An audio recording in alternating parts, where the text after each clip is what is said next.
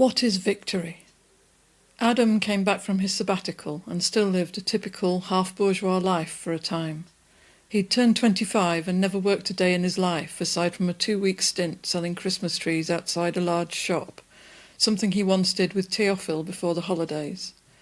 They had a little wooden structure, a sort of doghouse where they could warm up, but otherwise it was just dull shuffling for warmth in the cold weather and the frustration of the fact that no glove could really keep the brambles away from your skin. Of course, it raises the question of how our hero sustained himself. Well, he tried his hand at this and that, tried selling his talents, but it wasn't easy to sell homemade art to other similar low-life rats.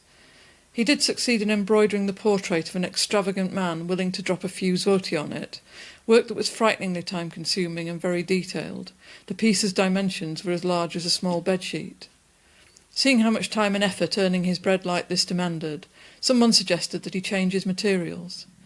Maybe you could do something in a medium that wouldn't take months of fussing.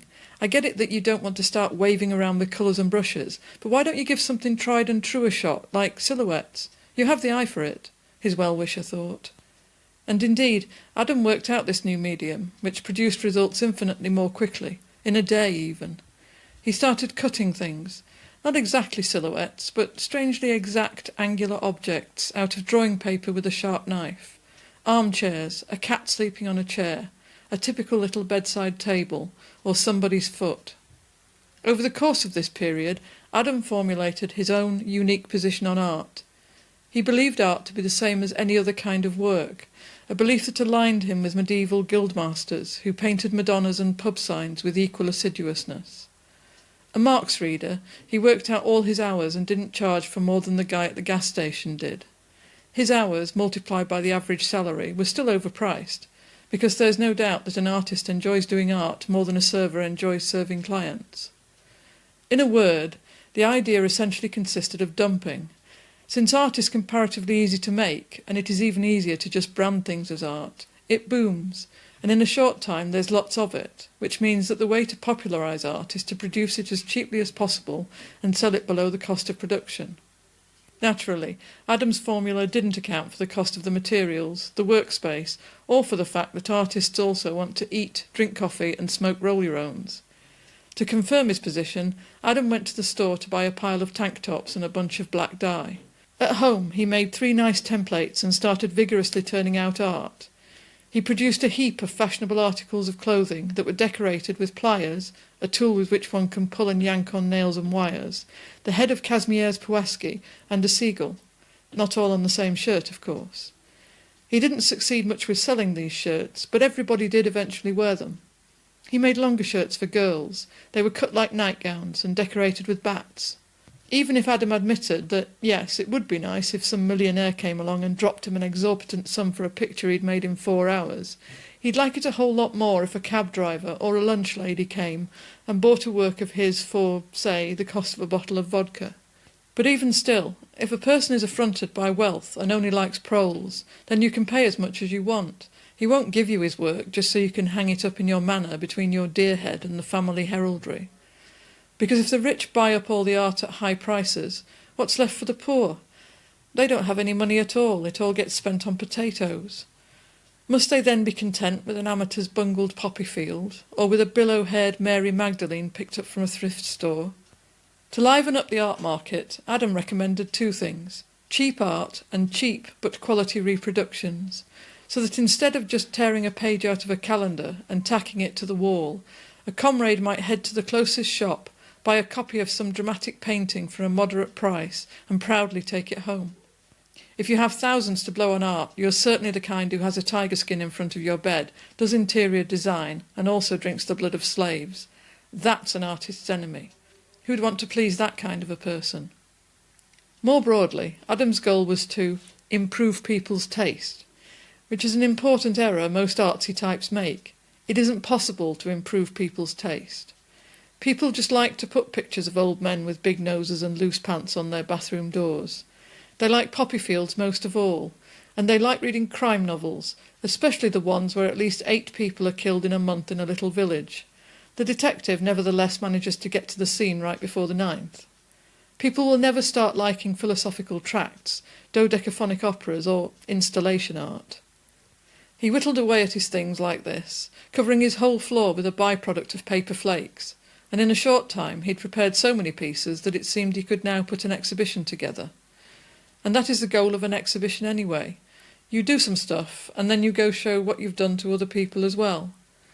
You don't really need any kind of institutional space or gallery for that. A room with walls is enough, and they had that in the form of Arcadius' studio. The plan was for the exhibition to open for one day, which is to say, only for the opening. It's the same for bigger exhibitions too.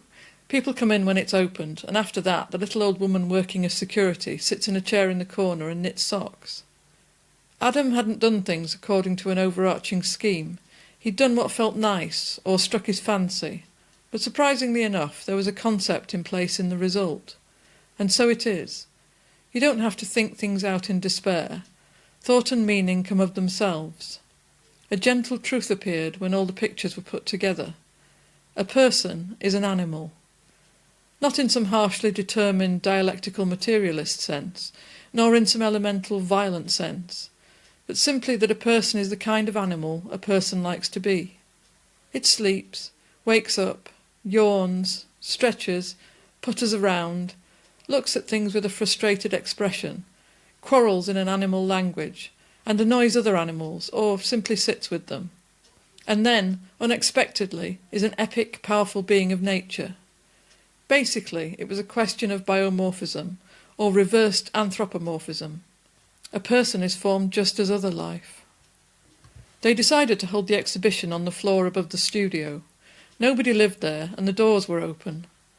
The project involved floors prone to collapse, but the rooms were mega nice, and it was May. You could climb up onto the roof through the hallway window. Clotheslines were already drawn up between the chimneys up there, so the roof certainly held people. Old houses are crap places to live during the winter, but you can't deny their singular beauty.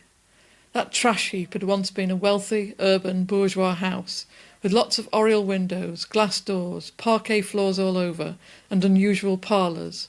And some of the rooms were not even square, but maybe hexagonal, or they had a window frame. All the windows were big, but had many tiny corners, sticking out from the wall. An architect like Godey, or a friend of the owner with an artistic bent, had once thought up such houses, maybe not all at once, but in fits and starts, for which reason it was impossible to predict anything. Not where the staircase went, not where there was a setback or a slope, not where the hallway suddenly turned into a weird room. No, such a house is a riddle, a labyrinth, and precisely this state of decay made it eerily captivating and an excellent place for crusties. Mickiewicz did plan to stay true to his vision and print tiny postcard reproductions, but unfortunately he could not realise the idea for lack of funds. He did, however, succeed in selling off over half of his stuff. A price just suitable to a workman's pocket went over very well. The exhibition organisers had helped by setting up a big sign to greet entrants. Bear in mind, your contribution is important for the continued operation of normal things. And normal things was written in red so that any idiot would understand. People poured into the exhibition at about the same rate as they had for the sabbatical party, and out of all of them, Bioe's star shined the brightest. His eagerness to help would have guaranteed him an assistant's position if he could only manage to be a little bit more focused. Lots of cups got broken, of course, and there was coffee residue everywhere. But it's not worth underrating him for his shoddy fine motor skills. There was plenty of him everywhere.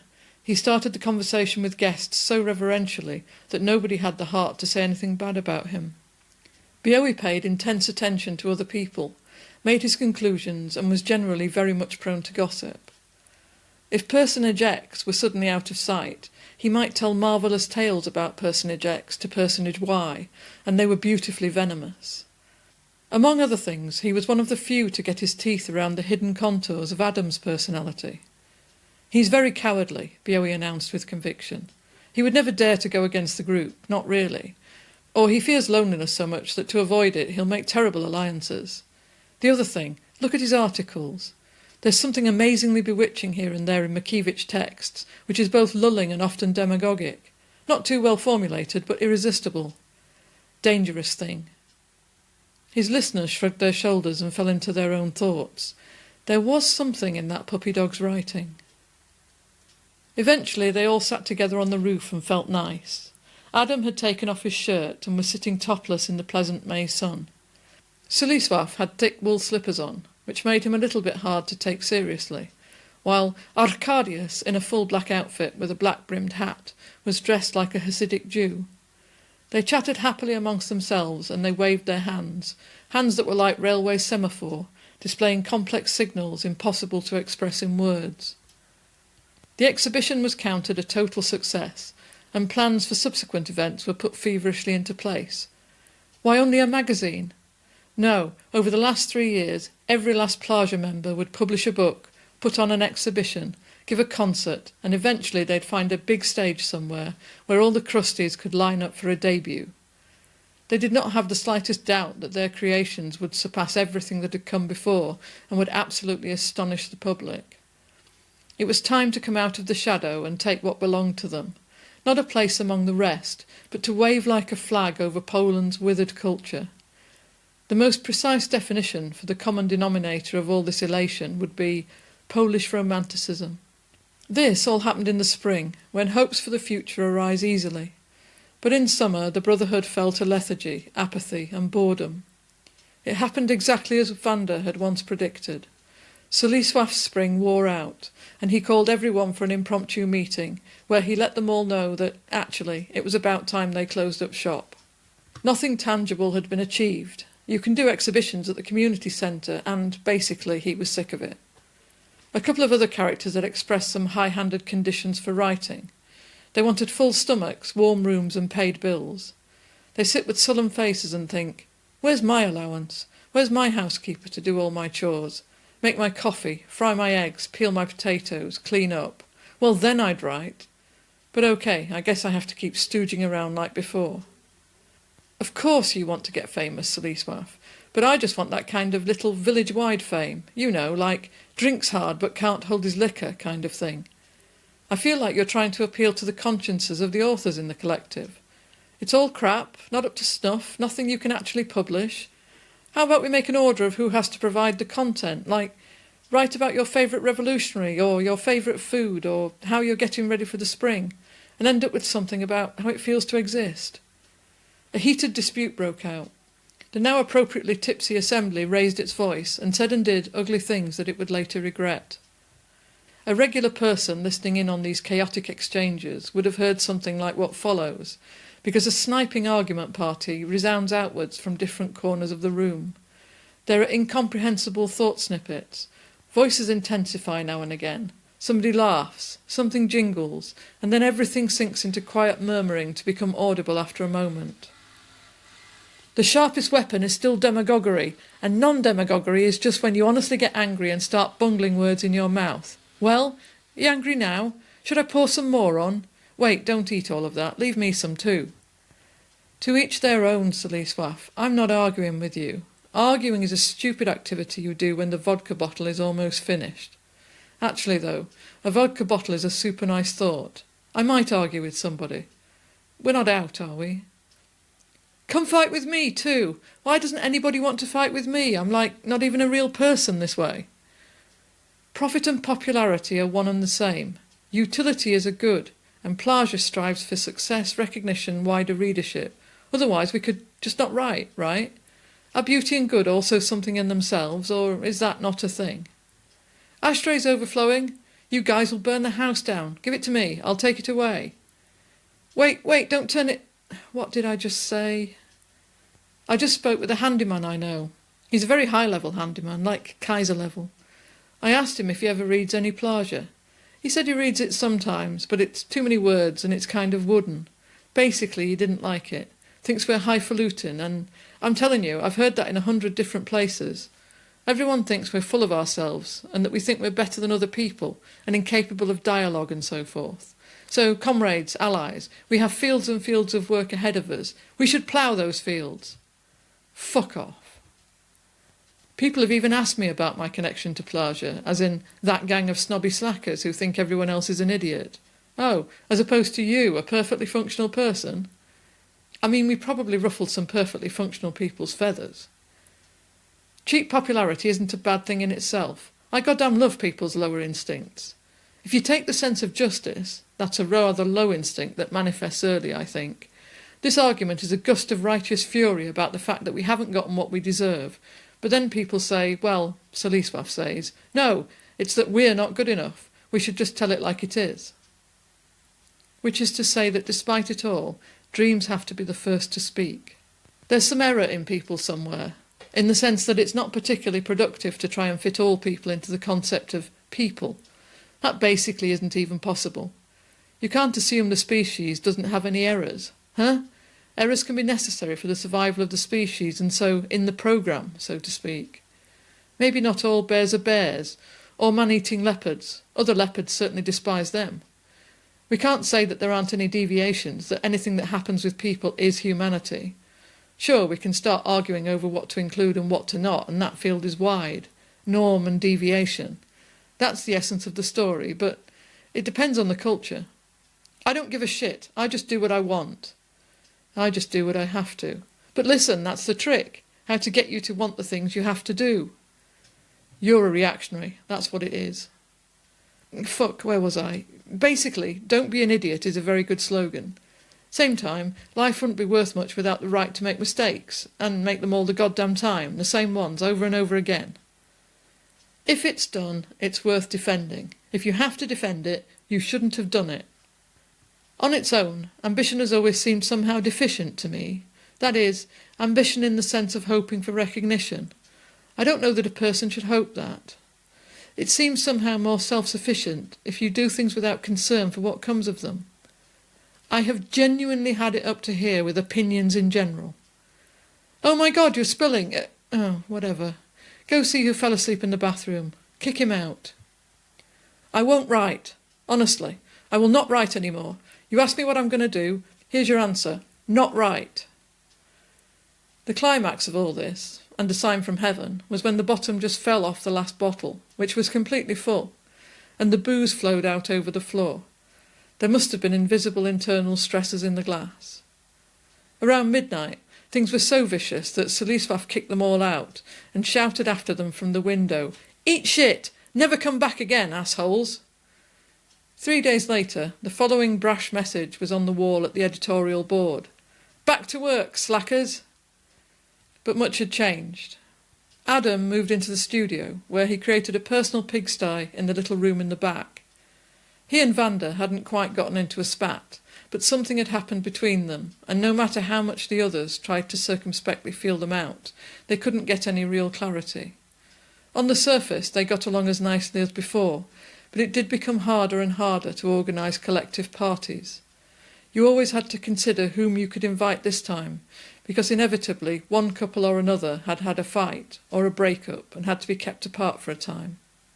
In any case, something in the core had ruptured, even if at the start this didn't manifest itself in either the quantity or the quality of the product. They still strove at all costs to advance the holy undertaking. There were many writers who had only written here and there at the beginning, and several of these now became ambitious, maniacal fixtures who bombed the magazine incessantly with their brainchildren. And one or two of these had developed in their art, wrote only better and better, took up harder and harder issues. They did not touch death, poverty or politics. At some point, there was even a ban on politics. The reason for this was an extraordinarily remarkable young man. He'd already treated the editorial board to his contributions for some time, and in fairness, they were strikingly good. He was incredibly erudite, almost to an unnerving extent. He lived far away in a forsaken little city on the Lithuanian border, a place that didn't really deserve the name of city. The downtown was formed by 2 shops and a hodgepodge of house frames, and the further away from the centre, the bigger the piles of shit. It all culminated in barren, empty straw fields, where, despite it all, there meandered a little river full of leeches. The 27-year-old Daniel lived with his careworn parents in a 2-room apartment in a tenement building in this unhappy settlement, and in better circumstances he might have become a true Moriarty. He'd read all the world's philosophers at least once, and all its anarchist, Marxist, communist and socialist thinkers twice or even 3 times, including the most extreme, forgotten and despised. With such extensive reading, he'd gained a mastery of English that would put any Oxford professor to shame. In his early 20s, he wrote a series of striking miniature essays on small cities, capturing with minimalistic but surgical precision all their social conditions. He touched the soul of the age. It touched him back. Then Daniel started to get involved with anarchism more intensely. Because when something has touched your soul so strongly, the old women who cleaned the streets, the young people who drank beer at bus stations and pissed in people's yards, the between ones who'd collapsed under the weight of their stupid lives, all those with slack in their souls, Daniel wanted to make the world a better place for all of them. Alone. It's certainly impossible to somehow prove or disprove anything, but he did give the impression that his activities were only a hair's breadth from terrorism. It would be absolutely no surprise to anyone if the ingredients needed to mix up fat little bombs could be found under his bathtub. The young anarchist didn't look a day over 17. Half the time he was under the effects of such powerful medicines that he was incapable of persisting at anything, although his eyes still moved quite spryly over pages. Occasionally he spent longer periods in the hospital, and his stays refreshed his body extraordinarily. Each time Daniel was only plumper, and his face was only younger and smoother. Big glasses with fat lenses rested on his round, slightly unhappy child's face, and he had bright, delicate hair that floated around his head in every direction, and the occasional whisker. He had no money at all, and since the editorial board wanted to see this marvel with their own eyes, they took up a collection and brought Daniel to Warsaw for a check-up. These would become unforgettable days that they later remembered as a happening, entitled Daniel in Warsaw, and they all agreed that they absolutely had to repeat it. Its object was simply cute beyond belief, and it was enchanting to watch this living genius polymath smoke the strongest, cheapest cigarettes, drink the strongest, cheapest beer, and at the same time discuss the history of the French Revolution in subtle, precise language. Girls wanted to take pictures with him. Sitting demurely next to this idol, they placed their pretty legs elegantly out, while in the middle sat the serious Daniel, with sweatpants and a lost, mindless expression. That was all those damn drugs. After his first Warsaw trip, he determined to move to the actual big city and go to university. Not in order to learn anything. No one could have taught him anything anymore. No, he recognised that a place full of people at a young, receptive age was an excellent venue in which to spread his ideas and find the like-minded, like a recruiting station. Unfortunately, city life brings many dangers. Daniel did not yet have the deftness necessary to overcome them. Interestingly enough, while fighting for mankind's happiness, young Sir was incorrigible in his wish to drink champagne, sleep in a hotel, and, for a blessed moment or two, feel that he was life's master. He didn't make it 2 months in the city, and during that time he'd already organised so many protests that even the other Plagites were tired of him. He generally called in the middle of the night to demand, yes, demand, money, smokes, vodka, drugs, and he was so importunate that he almost always got his wish. But his charisma remained, and his mind remained.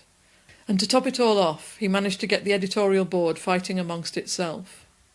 In a long research essay, something like a dissertation, he meticulously analysed different modes of social action and unabashedly celebrated blood, terror, savagery, and revolution in the name, of course, of the abolition of oppression, humiliation, slavery, extortion, capital and private ownership.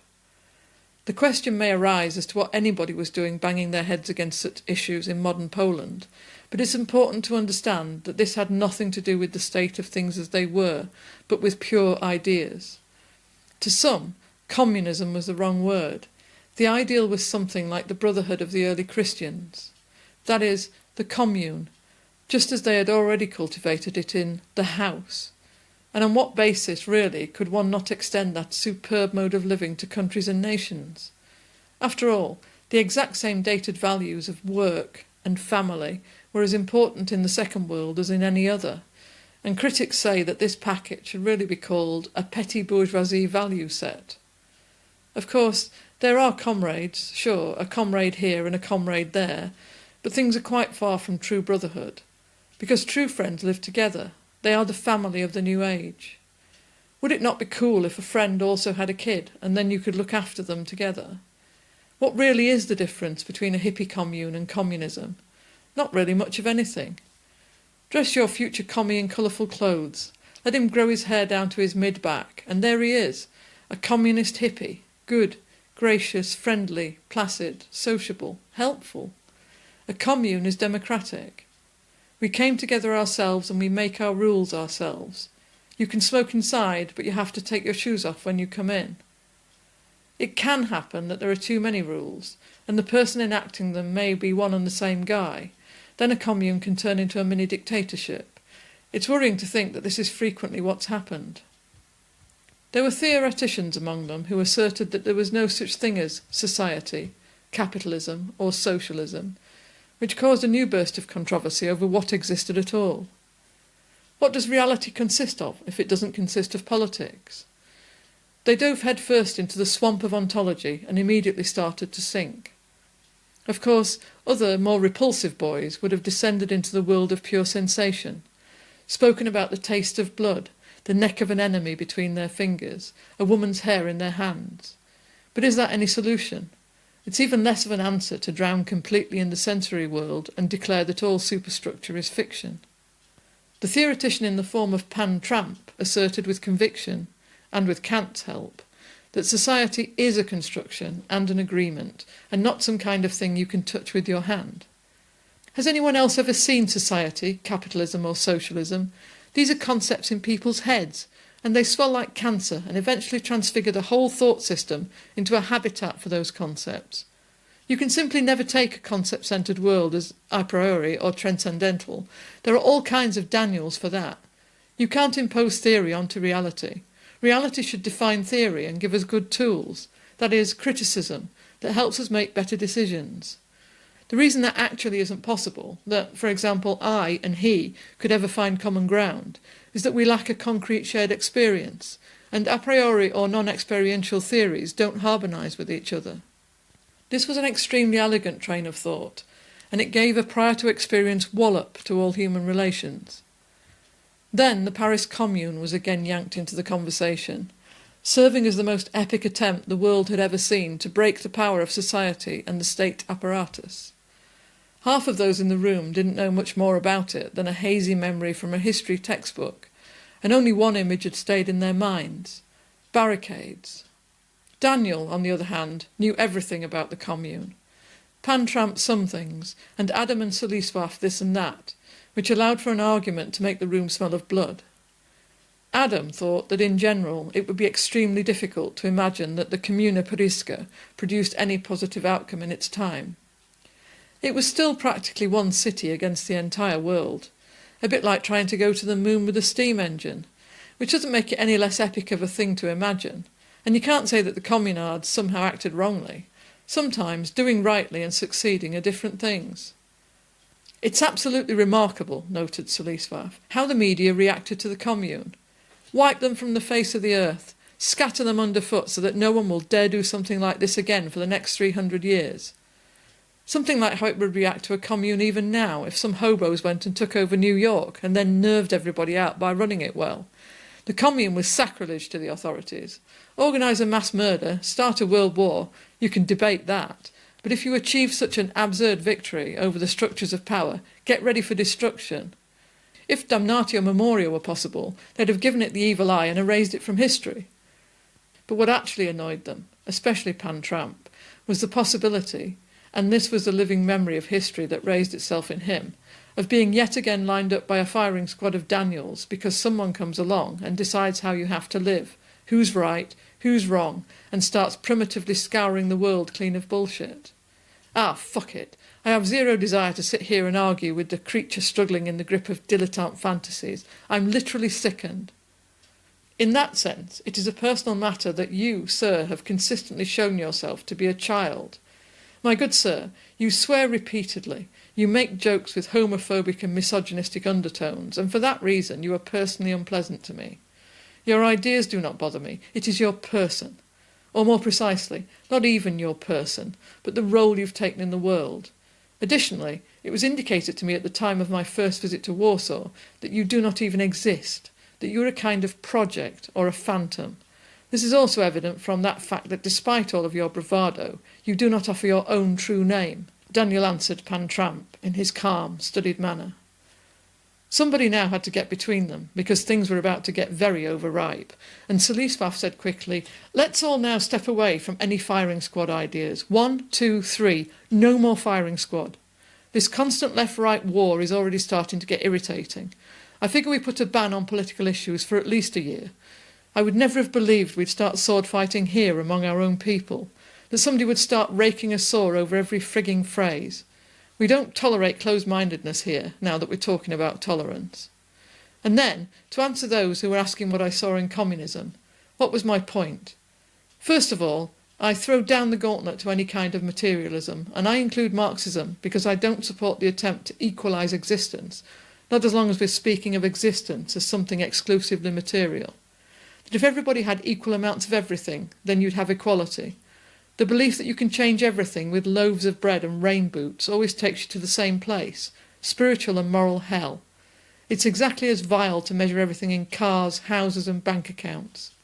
It makes sense to turn to leftism out of revulsion for bourgeois materialism, but it's an idle action. These are two sides of the same coin. There isn't a measuring stick for justice, or, if there is, it doesn't measure things. Are we not faced with basically only one question? How to make the world better? You'd offer something up, and the result is some vague shit. OK, in Daniel's case, at least you know it'll come out of it, an unflinching anarchy heap. But from everywhere else comes the same gripe. But that's already been tried. I was a wild Trotskyist when I was young, but nothing came of that. Things were shit before, but they were better than now, even if they were total shit back then. It's hopeless to argue against that kind of bullshit. There's too much of it. OK, but listen, said one of the girls present. She had no personal connection to the Paris Commune, but had been able to peck a few ideas out of the dirty war of words. I have this question of principles. It seems to me that it's important to understand something. Of course, I can't quite express myself clearly. From one side, it's a position a la the Pan Tramps of the world, that a person's well-being isn't defined by external circumstances, that is, society, the era, politics, but by how they get on with themselves and their soul. No? In a sense, this is also the nucleus of all religions, maybe also of philosophies, and these two positions, you and your combatants on the one side, and those who try to find peace to a certain extent with themselves, with God, with the world, on the other, that these are somehow sort of irreconcilable. I wonder if maybe making peace with your soul and your essence is partly also a bourgeois relic, where the ego, which people do try to shake off, is still pretty much centre stage. Because it's my soul that I'm worrying about, and both also kind of have a point. So on one side, we seem to have a starting point of how to make the world better, and on the other, how to make a person, myself, better. And here is really where they should meet, because the possibility of all better worlds assumes the creation of a better person. If these kinds of philosophers and spiritual types say that political concepts are simply a construction that doesn't actually exist except for in our heads, and that actually the only thing that exists is some kind of sensory thing, perceptions, feelings, reflections, then how is it actually possible to know that pain is truly pain if it's not your pain? Where else than from this ignorance do we get the thought that animals don't feel pain and don't have souls? I mean, this is an old thing, that sure, you'd like to take away someone else's pain, but you can't, and you also can't feel it. Maybe in great anguish you can't build philosophical constructs. If so, you also can't improve the world. It simply is as it is. Of course, merciless training can enable you to endure insane amounts of pain, live apart from society in a cave or a desert, or sit as an ascetic on top of a post, and all that's been tried, and obviously for some purpose. But I doubt that in genuine hunger, pain or hopelessness, the Pan Tramps of the world would be capable of saying that happiness is a question of a decision, or of peace of mind. Maybe I misunderstood everything, and of course then with the better person the question is also better in what sense? Maybe a thief wants to be a better thief and a soldier a better soldier. We're necessarily oriented towards the world outside of us because we can't somehow make everybody in the world look inside themselves at the same moment. Maybe these thoughts really do visit everyone sometimes, but then they disappear and are replaced by what we've agreed to call reality, by the struggle for life, or by humdrum little concerns. People assume that a person is a thinking subject, but to my mind, these questions of belief and internal intuition are such that one ought to forget their own thinking. People study how to extricate themselves from their thoughts for decades. Well, the thinking subject does still exist now, but still, I can't help but wonder why there are so few of them. People's foundations should be quite uniform, right? I don't believe that stupid people, well, even half-stupid people, are somehow deficient in the actual machinery of their thoughts. Everyone's afraid that something will be taken away from him, Solisvath opined wisely. No matter what a person considers valuable, or that these values are different, fears are also completely different. Like, the kind of person who's whatever about money might fear that someone will steal his girlfriend. This is still the world of individualism, even if it was once collective, because difficulties make people stick together. It was more economical if you shared. Now everybody thinks that no matter what you're sitting on, money, health, women, stuff, fame, that it should all be snapped up into one pile, and the bigger the better. Or, then, the people who don't care about that kind of thing don't care in a very unconstructive way. They immediately start demolishing stuff. Ugh, I can't keep this debate up. From now on, let's be careful with our ideologies, and let's all step back from the firing squad idea. That's a Urkas. Everything is politics, Adam griped in response, even if we don't do politics. Daniel went back to sausage sandwiches at home. He did still try to call all right sometimes, but then someone would immediately get all in a tizzy, as if Jean-Paul Marat himself was on the other end of the line, rubbing his hands together and planning his former comrades' executions. Strange times came to Plaja. However much they tried to keep themselves off politics, it seemed to be the core of their activity, and the little bit of culture wrapped around it seemed only a thin veil.